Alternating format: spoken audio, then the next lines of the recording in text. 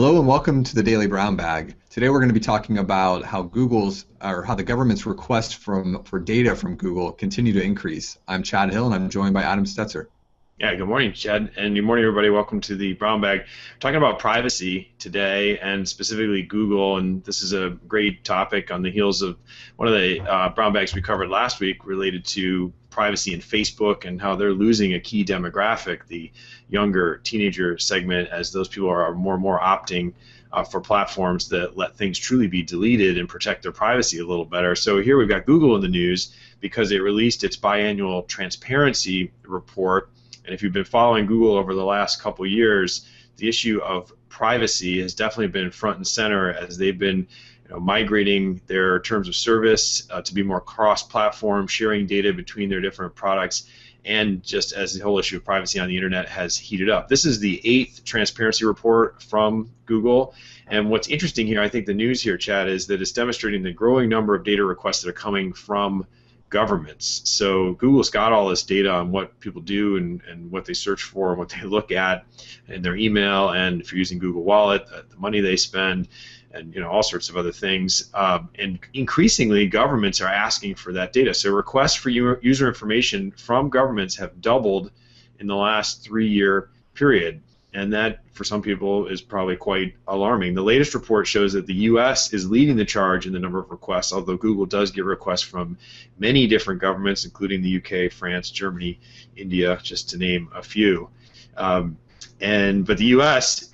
asked for the most data. In the first half of this year, Google received more requests for user information from the U.S. government than ever before. So this is hitting a pretty high pitch here. And I guess the question is, are people coming to the realization, or will they shortly, Chad, that just what you do online is just not going to be private and it is subject to inspection even by the U.S. government? Well, I think that's where we are, and I do think that this is a tricky topic for someone like Google because they want to have people trust, and then there's this whole question, as you said, about not only is this trust about privacy and how they're using your information for advertising purposes and what they know about you from a commercial standpoint, but now there's this whole government angle. So it's a tricky one. And there was a couple things here. Another Pew Research Study that came out that talked about people's desire to try to clean up their tracks or about their privacy, and it said that 86% of internet users have taken steps to remove or mask their online footprints. We said 68% of internet users said the current laws are not good enough to protect online privacy, and so clearly there is a little bit of a groundswell there. There was a later survey done that actually was more specific. Pew did this one as well, a little more specific to specifically how government is using your data, and here's some interesting facts. A little more split in terms of whether it's good or bad, but 50% of Americans said they approved of the collection of phone and online data as part of anti-terrorism efforts. Of course, 44% they disapproved, but basically 47% also said that they thought that the government some of these things may violate civil liberties and civil rights. So again, the country just is in a spot here, and this is not just the U.S., but certainly international, where this is uncharted territory. The ability to collect this data is just at a point now that it was never at before.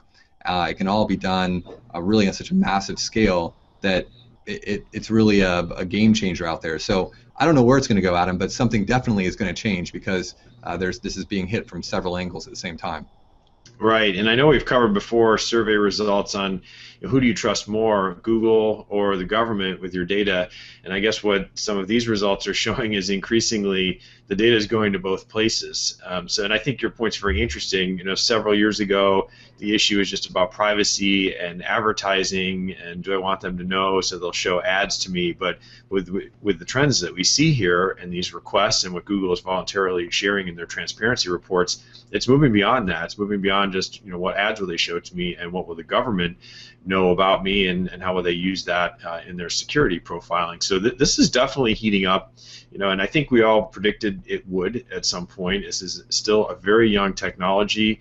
10 to 15 years old, we're into the internet, and so things are starting to come to a feverish pitch here as this is used more and more. I think my guess is there'll be some landmark cases coming up as the courts try to sort out the constitutionality of some of this, and that plays out. And we know that takes years, Chad. We've seen that before. So this is going to be a one to follow. We'd be interested in your opinions Do you trust Google with your data? Do you trust the government with your data? Do you see the direction this is going? Share in some of our comments. I think there could be a lively discussion around this, the balance between what the advertisers need to create these great free resources on the internet, which are ad-driven, versus the privacy concerns, which have now escalated up to the governmental level.